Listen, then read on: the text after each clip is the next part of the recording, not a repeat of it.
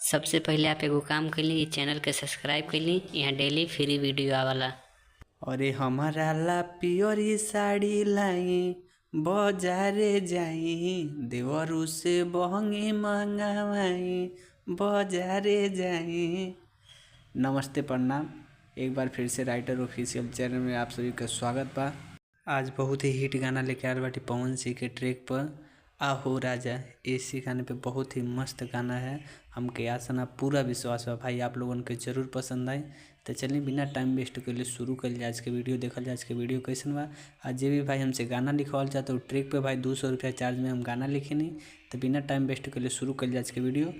Number screen पे शो करते हो, गाना लिखवा के भाई तो संपर्क करें। चलिए बिना टाइम वेस्ट के लिए शुरू कर लिया आज के वीडियो। और काल सवेरे छठी मैया घरे अपना आई हैं, और माथे हई दौरा लेके घाटे देवरू जई हैं। और सब दुख दूर होई माई के जे कृपा पाई, हमारा ला पियरी ले ले आई बाजारे जाई, देवरू से बहंगी मंगावाई बाजारे जाई, हमारा ला पियरी ले ले आई अरे बाजारे जाई। तो चलिए मुखड़ा कैसे लगा प्लीज़ कमेंट करके ज़रूर बताएं दोस्त। आप लोगों ने खाते इतना मेहनत हम करें तो प्लीज़ ज़रूर कमेंट करके बताएं कि हम गाना कैसे लिख लिया। ठीक, तो चलिए बिना टाइम वेस्ट कर लिए शुरू कर दिया। लास्ट अंतरा सॉरी सेकंड अंतरा देखल जा अंतरा कैसन बा। तो आज जाके तू लावो जोहनी बात तू बनावो, काहे ना पिया ले आवता रहो और घरी हम के साथ आवता रहो।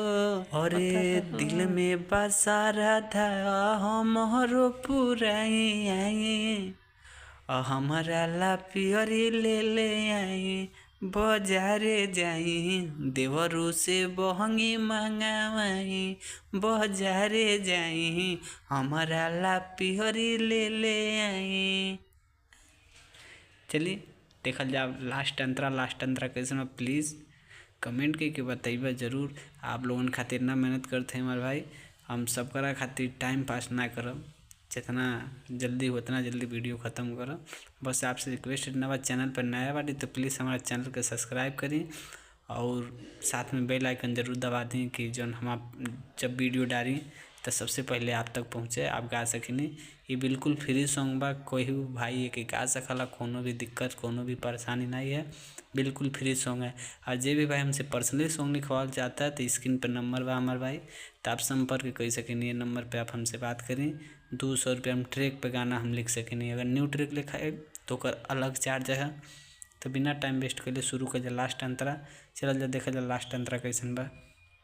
कि जोही की राज आज आई हैं घाटे और देवे जोई हैं, और लेट हुई जाके ले आव पिया हो, इतना ना बात बनाव पिया हो। और कि बने जोई पापा एक दिन बबुआ तहरा घरे आई, हमारा ला पियरी ले ले आई बाजारे जाई, देवरू से बहंगी मंगावाई बाजारे जाई, हमारा ला पियरी ले ले आई।